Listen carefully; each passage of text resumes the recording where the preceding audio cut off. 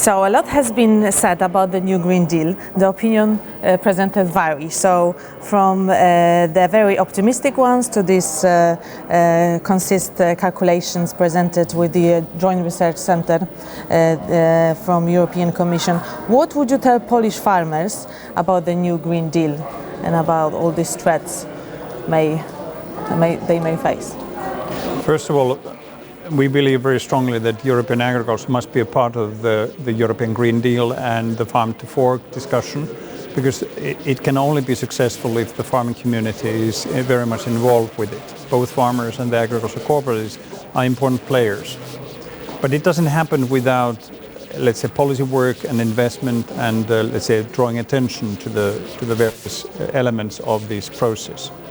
And therefore, we have been pushing European Union to ensure that the objectives that they published in the Green Deal are very much in line with what the farmers can do realistically through the investments and through the, for instance, market mechanisms of the Union.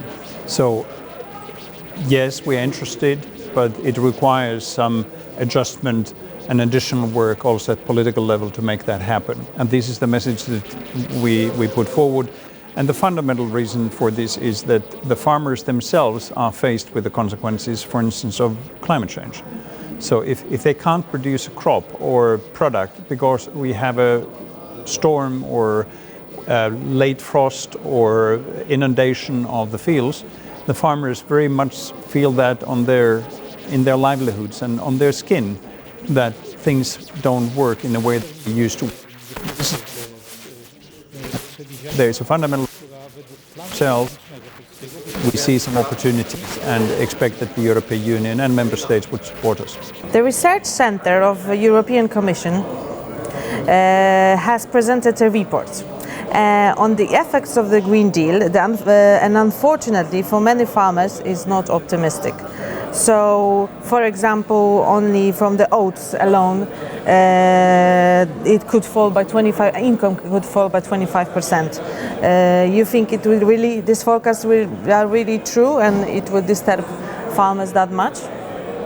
When we take a look into the Joint Research Center study, we have to recognize that it is not a comprehensive, dynamic study.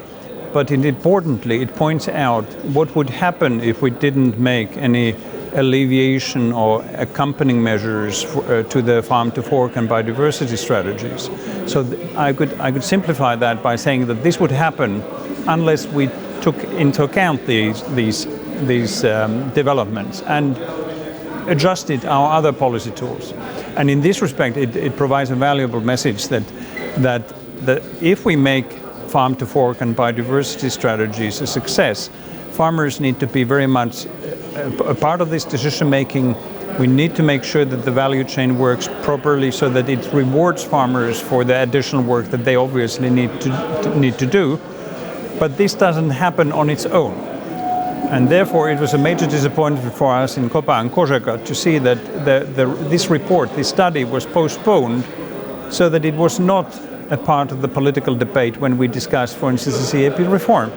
Because this would have helped us to come up with measures that would, for instance, strengthen farmers' position in the value chain. And then if they are supposed to deliver, for instance, carbon sequestration or biodiversity or any other sustainability requirement, this would have been more linked with the market performance and the income could have been secured. So I think the message is clear. This should have been a part of the discussion, public discussion, when it comes to the measures accompanying European Green Deal and its policies within.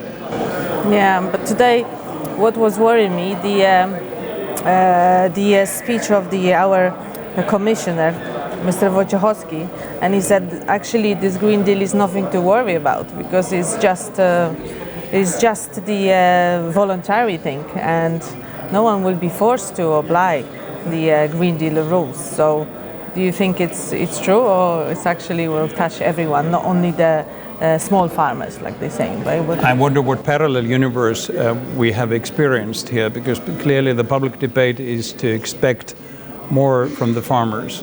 and we are prepared to take the challenge. Of course. But we ask these to be accompanied by the European Union policies that would help us. And this is what the Commission has failed to do. They talk about support schemes, transferring money from one pocket to another, money from one farmer to another farmer, and they say that this is a solution.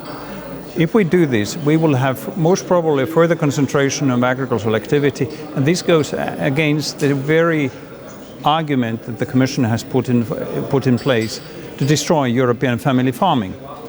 And so if we transfer, for instance, from animal products to plant-based products without any alleviating measures for farms, we will have a further concentration of arable land in the hands of fewer farmers, because the economic rule dictates this. We do not want that.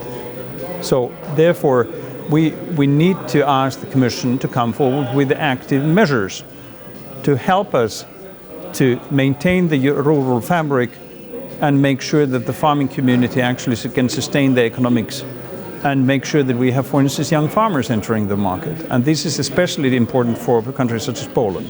Of course. And I have a feeling as well that no matter what we're gonna do in here, we have to try to save our environment and reduce the emission of green gases. But no matter what we're gonna do, we are all one planet. So all these industries, all this breeding, they will move abroad. They will move to different countries, to third world countries. And what's going to change? Nothing going to change. And it's important for us to make sure that we have a policy alignment, that if we support, for instance, small farms for the investment for more sustainable production, so we need to protect them also in taking these measures into account in our trading rules.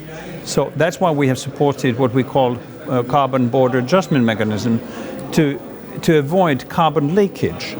So if we say that we need to make these investments in the European farms or in Polish farms, and then those farms become less competitive, so that the production costs go through the roof and they would never get the economics.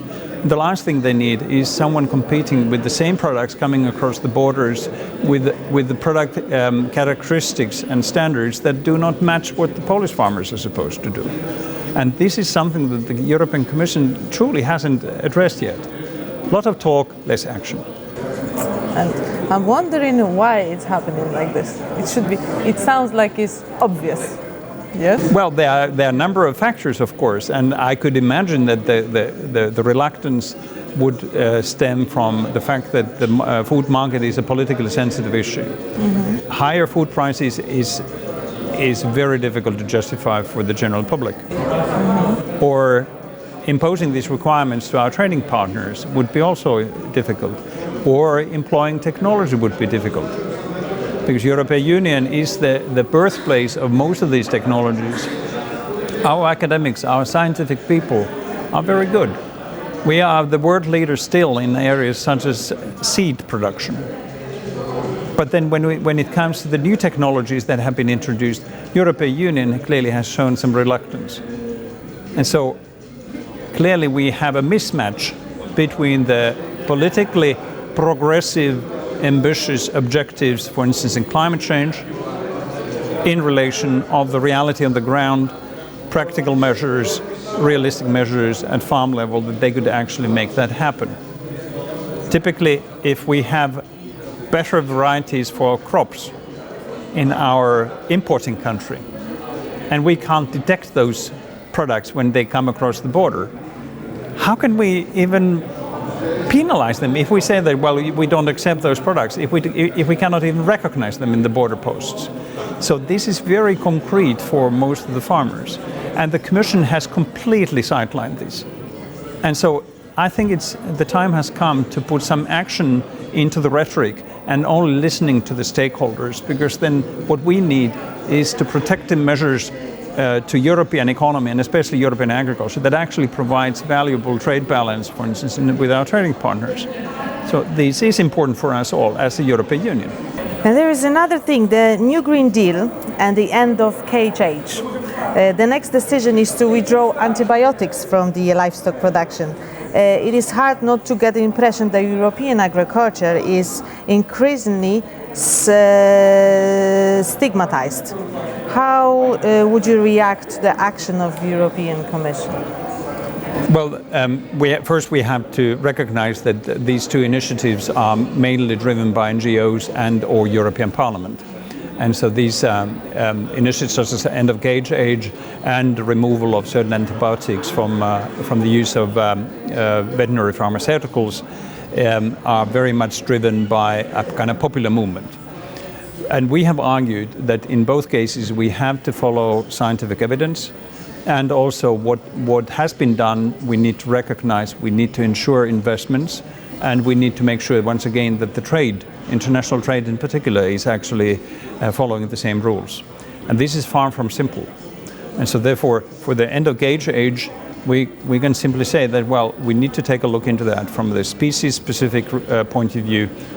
What goes for pigs and poultry or other species, we need to follow that.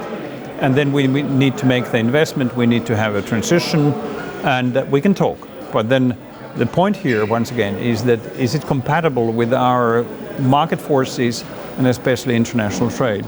When it comes to antibiotics, it is very strange to see that first European farmers are asked to take better care of the animals, as the popular saying goes. And then the same stakeholder groups come to us to say that you can't use some pharmaceuticals just by definition. So we have nothing against establishing rules how to use these pharmaceuticals, antibiotics for instance, to ensure that both animal and human health is well protected. But if we go for a blank out ban, that means that some animals will go unnoticed or that they will be not taken care of. And the same NGOs will come to us to say that, well, farmers let animals suffer. We can never do that. So the principle here is that if the animal is sick, we need to treat it. We try to put in place preventive measures as much as we can. But for instance, in organic sector, where we do not use that much antibiotics, we have exactly the same dilemma. Mm-hmm. So in order to sustain sustainable agriculture in future, we have to have sufficient toolbox. The same is for plant health side, so that we have the toolbox that we use in case there is a need. And then of course we can establish a certain order where the preferences would go. But then there is the discontinuation in terms of the position, especially in the veterinary pharmaceuticals, where we are asked to take good care of the animals, and then we are told that, by the way, you are not going to use some medications that internationally are considered perfectly safe. One Health is supposed to promote One Health, and then we can see here that it's not exactly like and it we is. have been supported to common rules, preferably international rules, and then taking into account that what risks we have and minimize the risk. No problem. But if you go for simple non-scientific ban, I can tell you that we would have a major problem, especially with our imports. Well, we should all listen to you, I think. Thank you very much for your time. Don't want to keep you longer.